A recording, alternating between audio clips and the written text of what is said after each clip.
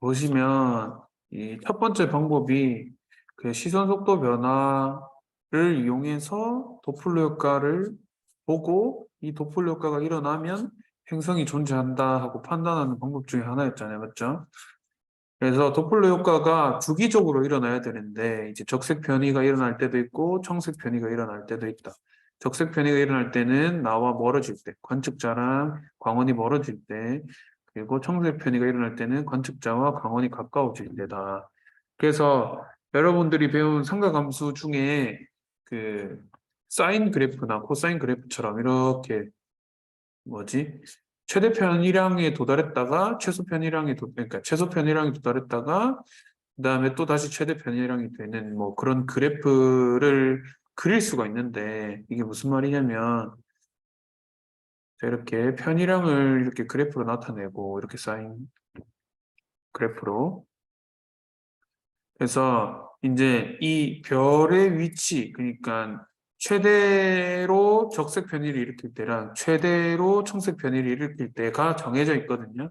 그때가 이제 뭐 여기서 이게 멀어지는 방향 플러스로 잡고 가까워지는 방향을 마이너스로 잡으면은 이 위치에 있을 때 1번 위치에 있을 때 최대 편이량 그러니까 적색 편이가 제일 최대로 일어나는 지점이고 1번 위치에 있을 때 그때가 이 그래프 사인 그래프로 나타내면은 언제냐면 요때입니다. 요때 그리고 최대 편이량이 두 번째 2번일 때 청색 편이가 일어날 때 그때는 요때 이렇게 두 군데고요. 이게 뭐 계속 그려져 있으면 뭐 이렇게 계속 이렇게 좀 찍을 수 있겠죠. 근데 우리가 봐야 되는 거 요 한 구간만 보면 되니까 나머지 뒤에는 뭐 똑같으니까 똑같다고 생각하시면 될 거고. 그래서 최대 편이량이 발생하는 구간이 이렇게 두 군데가 있는데 한 군데는 적색 편이, 한 군데는 청색 편이 일어난다. 그래서 요 나머지 이 위치 이제 시선 방향과 나란한 방향이 아니라 이제 수직인 방향으로 움직일 때는 편의량이 거의 없습니다. 그래서 아까 방금 그래프에서 편의량이 없는 요 지점 뭐 셋 중에 하나겠죠. 시작할 때 어디서 얘가 시작하느냐에 따라서 해당 위치를 결정할 수 있기 때문에 이제 위치를 고려해서 여기에 도달하기 전이니까 여기가 1번 위치면 여기 빨간색으로 표시한 이 부분이 요 위치가 되겠죠. 그 다음에 얘가 1번이고 1번 그 다음에 얘가 2번 여기 2번 얘가 3번이면 이때죠. 3번 얘가 4번 이런 식으로 반복이 되는 거죠. 그래서 편의량이 왔다 갔다 한다. 이거를 이제 대각선인 위치에서도 얘기할 수 있어야 된다. 여기 네 군데. 요 네 군데는 뭐 여기겠죠. 표시하면 이렇게 네 군데가 되겠죠. 그래서 편의량이 왔다 갔다 한다 하는 것만 알면 되겠습니다. 그래서 이거 가지고 뭘 할 거냐. 이게 이제 주기적으로 적색 편의나 청색 편의가 존재하는 것 자체가 행성이 존재한다는 것의 증거니까 이제 탐사 방법 중에 제일 첫 번째 방법이라고 이해하시면 되겠고요. 그리고 얘는 이제 이 방법에는 장점도 있고 한계점도 있는데 장점은 이제 보시면 행성의 질량이 크면은 이제 그러니까 질량이 큰 행성을 탐사하기 쉽다는 말입니다. 질량이 크면 왜 쉽냐면 이렇게 있으면 공통질량 중심 기억나죠? 이게 별이고 이게 행성이면 공통질량 중심이 별 쪽에 치우쳐 있겠죠. 근데 행성의 질량이 커지면 공통질량 중심의 위치가 이렇게 바깥으로 나옵니다. 바깥으로 나오면 나올수록 별의 그 속도가, 그러니까 움직이는 양, 운동량이 증가해요. 이렇게 움직일 때보다 1번처럼 움직일 때보다 2번처럼 움직일 때 훨씬 더 별이 빨리 움직여야겠죠. 똑같은 주기를 가지고 움직일 거니까. 그래서 공통질량 중심이 밖으로 나오면 나올수록 이제 별은 빠르게 움직이는데 그때 행성의 질량이 크다는 말이 이제 공통질량 중심이 밖으로 나온다는 말이랑 똑같은 거예요. 그래서 운동량이 커지면 별이 많이 움직이면 도플러 효과가 크게 일어날 거고 그 도플러 효과가 크게 일어나면 행성을 발견하기가 쉽겠죠. 그게 장점이고요. 그 다음에 한계점은 자, 내가 시선 방향의 속도 변화를 가지고 도플러 효과를 도출해내는데 별이 이제 이렇게 공전궤도면을 가지고 행성과 공전궤도 그러니까 행성과 별이 이런 위치 관계를 가지고 질량 중심을 가지고 이렇게 회전을 서로 하면은 내가 바라보는 방향에서 왔다 갔다 앞뒤로 왔다 갔다 하는데 이제 그렇지 않고 얘가 공전궤도면이 이렇게 생겨요. 이렇게. 그러면 내가 바라보는 방향으로 얘가 움직이는 게 하나도 없이 그냥 이거를 3D로 표현하면 이렇게 되겠죠. 이렇게, 이렇게, 이렇게 되겠죠. 그럼 여기서 이렇게 움직이는 거예요. 그러면 내가 바라보는 방향의 앞뒤에 위치 변화는 없으니까 속도가 그러니까 움직임이 없다고 생각하는 거예요. 그러면 가까워지거나 멀어지지도 않으니까 이제 우리 입장에서는 관측했을 때 도플러 효과를 발견할 수가 없겠죠. 그래서 관측이 불가하게 되는 거예요. 그래서 시선 방향과 수직일 때는 관측이 불가하다 하는 거. 근데 이렇게 비스듬한 방향이다. 비스듬한 방향이면 관측이 되긴 해. 뚜렷하진 않지만. 그래서 이런 한계점이 있고요. 그리고 두 번째는 행성의 질량이 너무 작으면 공통 질량 중심이 별 쪽에 치우쳐 있기 때문에 많이 치우쳐 있기 때문에 지구와 태양의 관계처럼 이제 태양의 공통 질량 중심, 태양과 지구의 공통 질량 중심은 굉장히 태양 안쪽에 들어가 있거든요. 그래서 외계인이 만약에 이런 우리랑 똑같은 탐사 방법을 가지고 탐사를 한다고 가정하면은 우리 지구를 발견을 못할 겁니다. 그래서 그런 한계점이 있다. 질량이 너무 작거나 중심별에서 너무 멀리 있어. 너무 멀리 있어도 마찬가지예요. 시소가 이렇게 있는데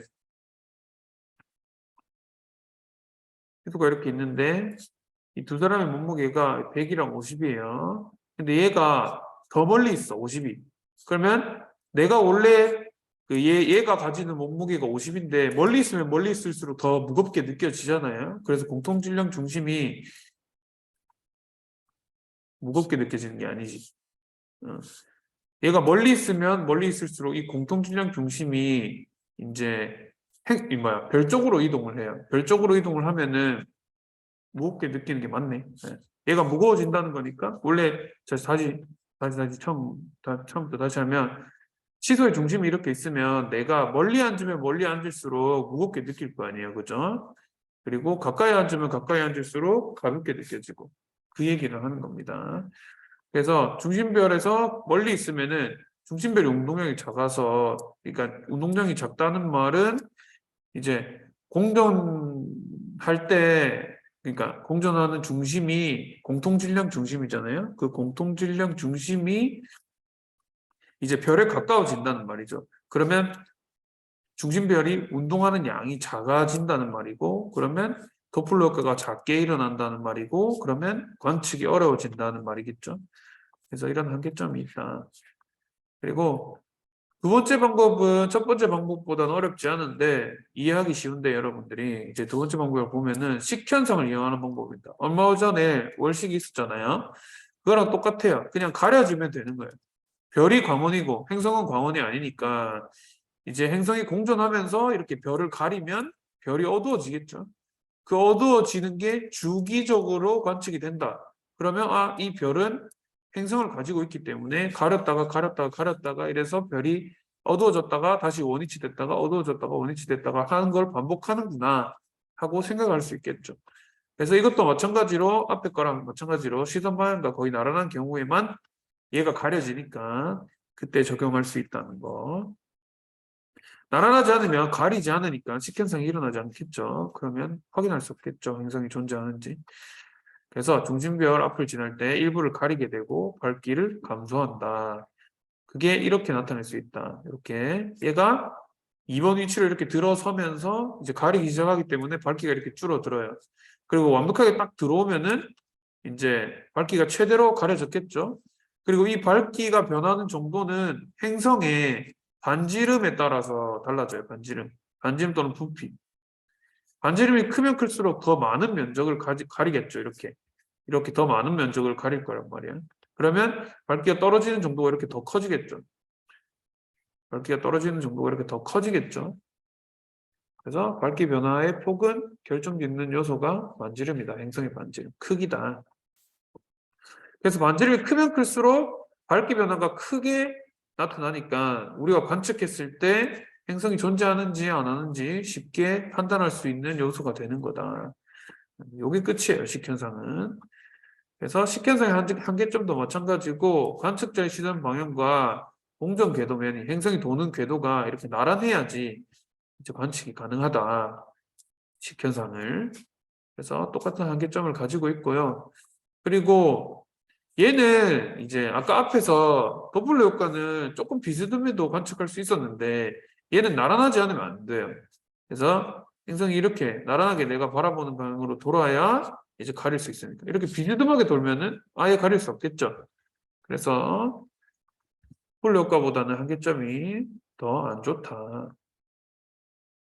그리고 이거를 조건이 똑같으니까 관측자가 바라보는 시선 방향에서 변화를 보는 게 앞에 거랑 똑같으니까 두 개를 합쳐서 문제가 나올 수도 있겠죠. 그러니까 식견상 플러스 도플러 효과. 그래서 위치 관계를 보고 그 위치 관계를 이용해서 이제 행성의 존재를 판단하는데 쓰는 문제가 나올 수도 있겠죠. 그리고 세 번째 방법은 미세 중력 렌즈 현상인데 요거는 이제 중력 렌즈 현상이 뭔지부터 보면은 말 그대로 중력이 렌즈 역할을 한다는 거예요. 중력이 렌즈 역할을 한다는 거고 그 여러분들이 안경을 쓸 때 쓰는 렌즈는 오목 렌즈잖아요. 보통 근시일 테니까 원시보다는 어릴 땐 근시가 더 많으니까 오목 렌즈를 쓰는데 이제 우리 눈이 이렇게 있으면은 이 앞에 있는 수정체 있죠. 이 수정체가 볼록 렌즈랑 똑같은 역할을 합니다. 이렇게 빛을 모아주는 역할을 해요. 이렇게. 그래서 이렇게 상이 맺히게 만들어주는 건데 망막에. 근데 이 볼록 렌즈가 하는 역할을 중력이 한다는 거예요. 중력이. 그래서 빛을 이렇게 모아준다는 거예요. 이렇게 모아준다는 거예요. 그럼 이렇게 모으면 어떤 현상이 일어나냐? 여러분들이 아기 때 막 돋보기 가지고 막 빛 모아가지고 검은 색깔 종이에다가 빛 모아서 막 색종이 태우고 이런 거 쌤 때는 했었는데 여러분들 했는지 모르겠지만 그런 거 보면 알 수 있듯이 빛이 모이면은 모으지 않았을 때보다 에너지가 더 높단 말이에요. 더 밝게 관측이 될 거란 말이지. 그래서 보면 이 A가 원래 보내는 빛은 지구로 보내는 빛은 요거였겠죠. 이렇게. 그죠? 막 이렇게 사방팔방으로 보내는데 빛을 그중에 요 방향으로 지구 방향으로 오는 애가 있었겠죠. 그죠?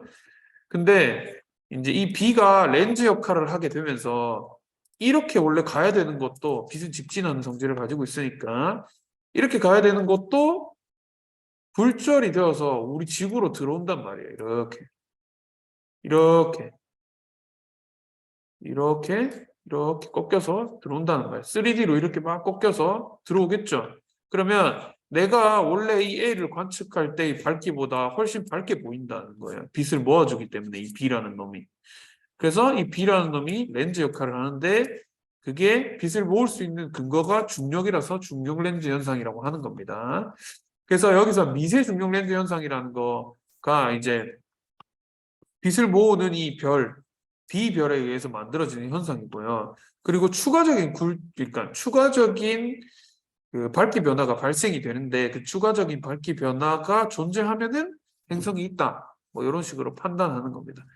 그래서 무슨 말이냐면 일단 중력 렌즈 현상은 이런 거고 그래서 뒤에 있는 A별이 밝게 보이는구나 하는 게 이제 우리가 이 중력 렌즈 가지고 알 수 있는 사실이에요. 요거를 행성이 존재하는 유무를 판단하기 위해서 어떻게 쓰냐? 이제 여기서 그냥 B별에 의해서 밝기 변화가 이렇게 생기는데 여기에 B별이 행성을 가지고 있다면 이렇게 여기서 추가적으로 밝기 변화가 뭐 여기든 이렇게 발생을 해요. 여기서 발생을 한다는 말은 행성이 이 B별을 중심으로 돌고 있구나 하는 거를 알 수 있는 근거가 된다는 거예요. 그래서 뒤에 보면 이렇게 행성이 만약 존재한다. 그러면 이 C가 일으키는 굴절 말고도 이 행성이 일으키는 빛의 굴절도 존재하겠죠. 그래서 추가적인 밝기 변화가 발생한다는 거예요. 이렇게. 근데 여기서 이 그림은 잘못됐는데 뭐가 잘못됐냐면 이제 보실 때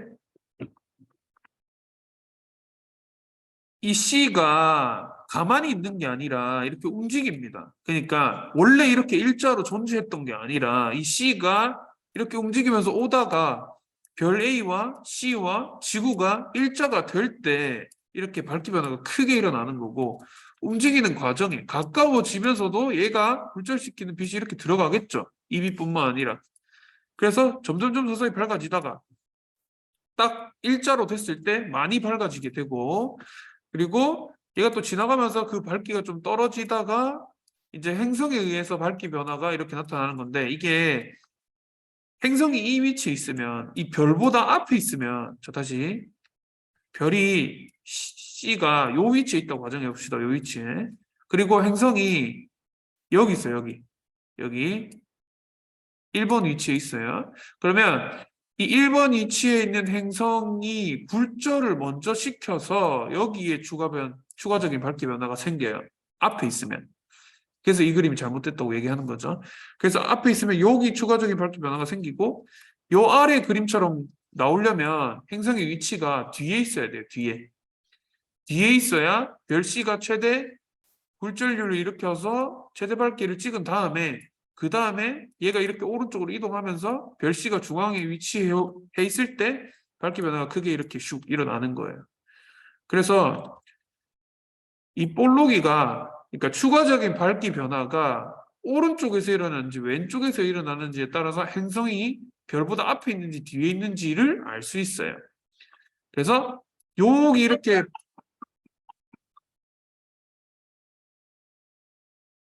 그러니까 별이 최대 지점, 그러니까 최대 밝기를 찍고 나서 그 다음에 떨어질 때 추가적인 밝기 변화가 일어나면 행성의 위치가 별의 뒤쪽에 있는 거고요.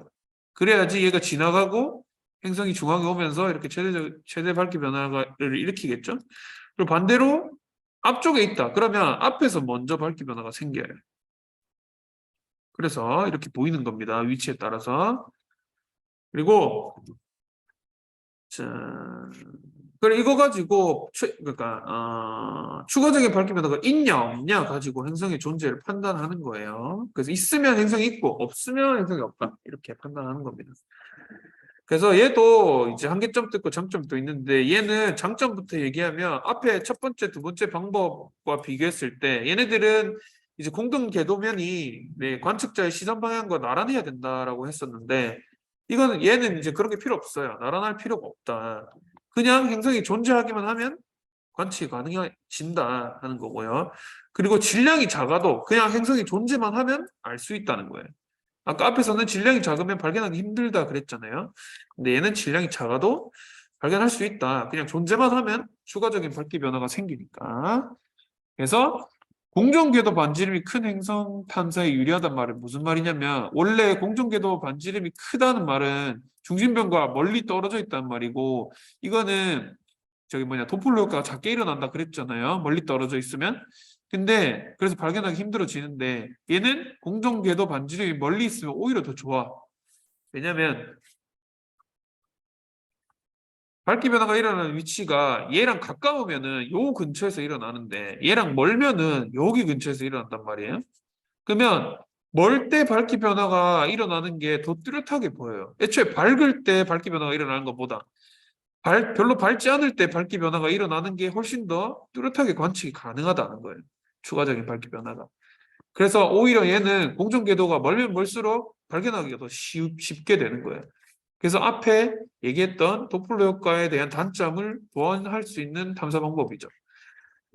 그래서 이제 쓰이는데, 근데 한계점도 뭐냐면, 한계점이 뭐냐면은 얘도 마찬가지로 한계점이 있는데, 그 조건이 까다롭잖아요. 이 별 A가 별 B와 이렇게 일자가 돼야 이제 최대 밝기 변화가 일어나는데, 이렇게 일자가 되는 일이 쉽게 일어나지가 않아요. 조금만 비틀어줘도 일자가 안 되기 때문에 쉽게 일어나지가 않아. 그래서 발견하기가 힘들어요. 발생하는 빈도수가 작기 때문에 애초에 그래서 발견하는 것 자체가 힘들고요. 그리고 앞에 첫 번째 방법이랑 두 번째 방법은 전부 다 주기적으로 일어났는데, 얘는 주기적으로 일어나는 게 아니라 일회성이죠. 일회성. 한 번 일어나고 그냥 끝이야. 그래서 얘네들은 주기적으로 일어나기 때문에 그냥 언제든지 봐도 관측이 가능한데, 얘는 일회성이기 때문에 맨날 하늘을 봐야 운 좋으면 관측 가능하고 아니면 뭐 관측 못하는 거고 이렇게 되는 거예요. 그래서 한계점이 애초에 이 사건이 일어나는 경우가 매우 드물고, 그리고 항상 관측을 해야 이 사건이 일어나는지 안 일어나는지 볼 수 있겠죠. 그리고 얘네들에 비해서 발견된 외계행 성수가 적을 수밖에 없겠죠. 사건이 일어나는 횟수가 작으니까. 그래서 실제로 미세중력 렌즈 현상에 의해서 보이는 게 어떻게 보이냐면, 이거는 조금 그림이 안 이쁜데,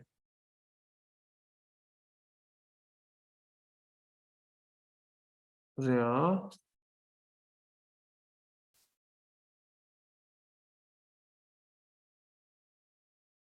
이렇게 보여요. 이렇게.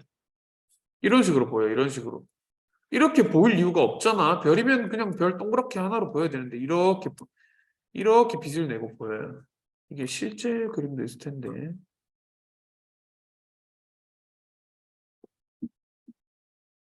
이런 식으로 보여요. 이런 식으로.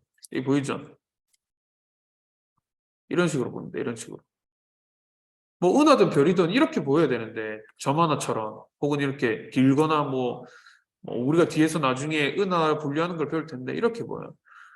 여기 이제 렌즈가 뭔가 이렇게 빛을 모아주는 것처럼, 이렇게 뭔가 중간에 뭔가 있는 것처럼 이런 그림을 가지고 관측하면, 실제로 관측하면 되게 신기하겠죠. 그래서 이렇게 관측이 되고요.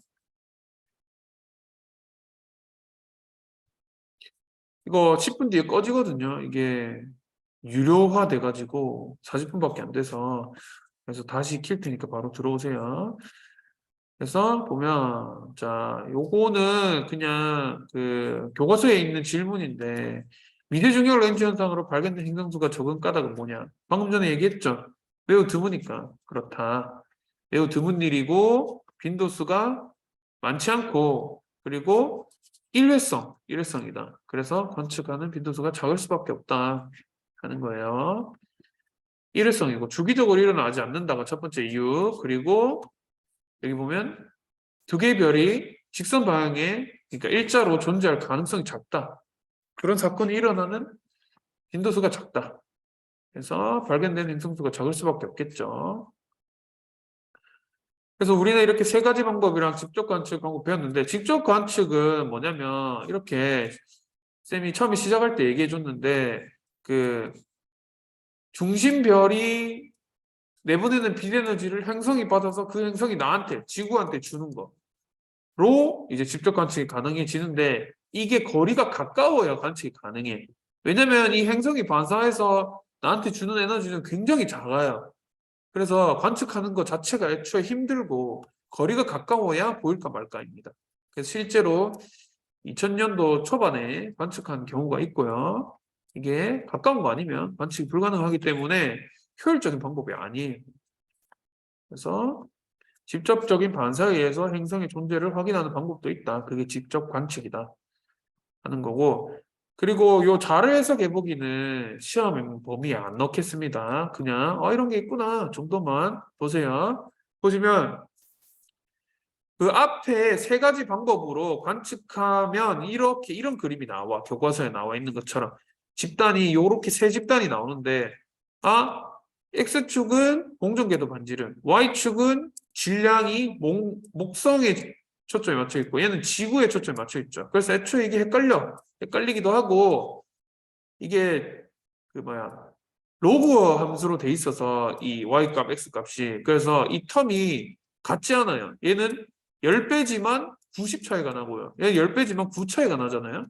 그래서 이걸 해석하는 과정이 힘들어요. 그래서 이건 시험 보면 안 넣고 이런 게 있구나 정도만 이해하시면 되겠습니다. 그래서 크게 세 군데의 무리가 있다. 그래서 이렇게 세 군데의 무리가 있고요.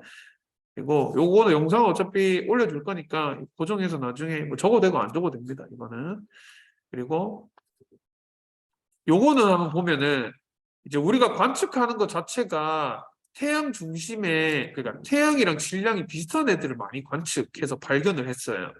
그 이유가 애초에 우리는 우리가 어떻게 만들어졌는지에 초점을 두고 이제 외계를 관측하기 때문에 초점을 어디에 두느냐에 따라서 발견되는 결과물이 다르겠죠. 그래서 우리에 맞게 우리와 비슷한 애들을 찾고자 하기 때문에 태양 질량과 비슷한 별이 행성을 가지고 있는 경우를 많이 발견한 거예요.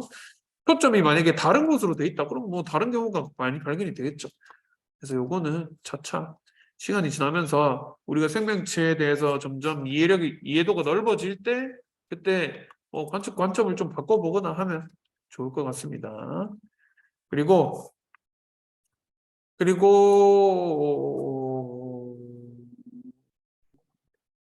요것도 뭐 안 넣을게요. 시험 범위에. 요거는 시험 범위에 안 넣을게요. 2번. 그리고 3번은 한번 봐야 되는데 3번은 뭐 우리가 했던 거 그냥 그대로죠. 한계점 다 봤잖아. 첫 번째 첫 번째 방법의 한계점, 그리고 두 번째 방법의 한계점, 세 번째 방법의 한계점 다 있었죠. 그래서 그거는 뭐 다 했으니까 넘어가겠습니다. 자, 한번 보면 뭐 질량이 작은 행성을 거닐 경우 뭐 화성 변화를 도플러가 작다. 그리고 수직이면 안 된다. 그리고 두 번째는 날아내야 된다. 날아나지 않으면 식견상이 일어나지 않는다. 그리고 반지름이 너무 작으면 밝기 변화가 거의 없겠죠. 그것도 탐사하기 힘들다. 반지름이 크면 밝기 변화가 많이 일어나니까 탐사하기 쉽다. 그리고 미세중력 렌즈도 이거 세 번째입니다. 같은 방향에 있는 것 자체가 힘들다. 그리고 일회성이기 때문에 발견하는 것 자체가 힘들다 하는 한계점이 있었습니다. 각각의 장점, 단점들이 있었고, 그리고 발견된 외계 행성수를 보면 아까 그 그래프 있죠? 그 그래프를 근거로 얘가 제일 많아요. 시선 속도 변화를 이용한 경우가 제일 많고, 그는 두 번째가 식현상이고, 세 번째가 미세 중력 렌즈고, 네 번째가 직접 관측이에요.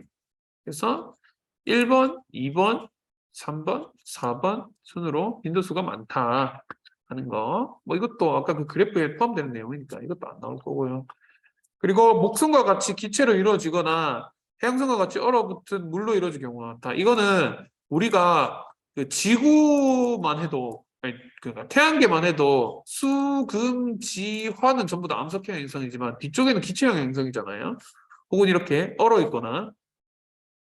그래서 생명체가 살 수 있을 환경이 되려면 일단 디딜 수 있는 땅이 있어야 된다고 우리는 생각할 거 아니야. 애초에 우리가 그렇게 태어났으니까. 그래서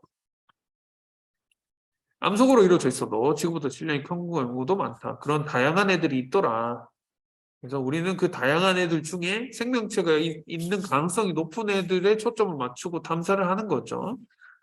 이 단원이 외계 생명체 탐사니까. 그래서 핵심 개념 확인하기 보면 자, 대표적인 방법 세 가지 있었죠. 이거 계속했습니다. 이 세 가지가 있었고요. 이건 책에 있으니까 넘어갈게요. 안 써도 될 것 같아요. 안 나온다는 의미는 아니고요. 그리고 두 번째는 행성의 공전으로 중심의 별에 식견상이 일어날 때 행성의 반지름이 크면 어떻게 된댔어요? 식견상이 일어날 때 여기 별이 있다. 행성의 반지름이 크면 많이 가려, 적게 가려? 많이요. 많이 가리겠죠? 그러면 밝기 변화가 크게 일어나겠죠? 밝기 변화도 크게 일어난다. 밝기 변화도 크게 일어난다.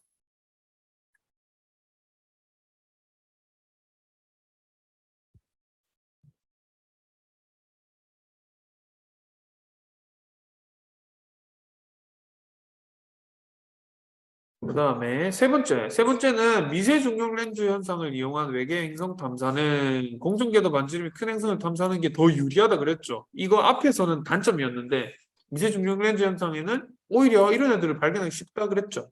그게 이제 행성에 의해서 추가적인 밝기 변화가 생기는데 그거를 구별하기가 쉽다. 이렇게 밝기 변화 그래프가 있으면 여기서 이렇게 볼록 변화하는 걸 찾아내는 게 더 쉽다. 애초에 밝은 애를 찾는 것보다.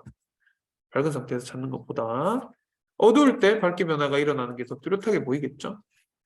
그래서 오히려 반지름이 클수록 그러니까 공정궤도 반지름, 행성의 반지름이 아니고요. 공정궤도 반지름이 클수록 구별하기가 쉽다.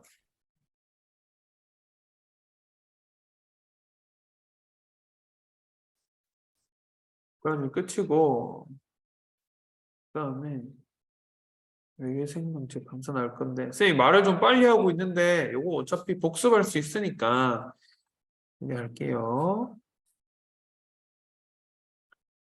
요거 중지했다가 껐다가 다시 킬게. 왜냐면 좀 이따가 꺼지거든. 그래서 껐다가 다시 키겠습니다. 바로 다시 들어오세요.